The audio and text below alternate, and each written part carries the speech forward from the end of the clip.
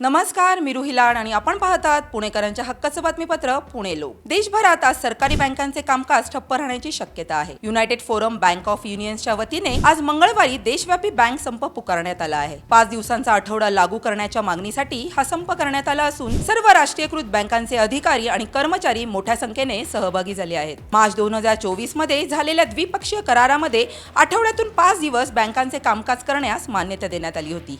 मात्र करार होऊन 2 वर्ष उलटूनही त्याची अंमलबजावणी न झाल्याने बँक कर्मचारी संघटनांमध्ये तीव्र नाराजी व्यक्त करण्यात येत आहे. या संपांमुळे state bank of India, Punjab national bank, bank of Baroda, Canara bank यांसह देशातील सर्व प्रमुख सरकारी बँकांचे व्यवहार आज प्रभावित होण्याची शक्यता आहे. धनादेश क्लिअरन्स, कर्ज व्यवहार तसेच काउंटर सेवा यावर परिणाम होऊ शकतो, तर खासगी बँकांचे कामकाज सुरू राहण्याची शक्यता वर्तवण्यात येत आहे. दरम्यान केंद्र सरकारने लवकरात लवकर 5 दिवसांचा आठवडा लागू न केल्यास भविष्यात आंदोलन अधिक तीव्र करण्यात येईल असा इशारा बँक कर्मचारी संघटनांच्या वतीने देण्यात आला आहे. असेच अपडेट्स मिळवण्यासाठी पाहत रहा पुणे लोक.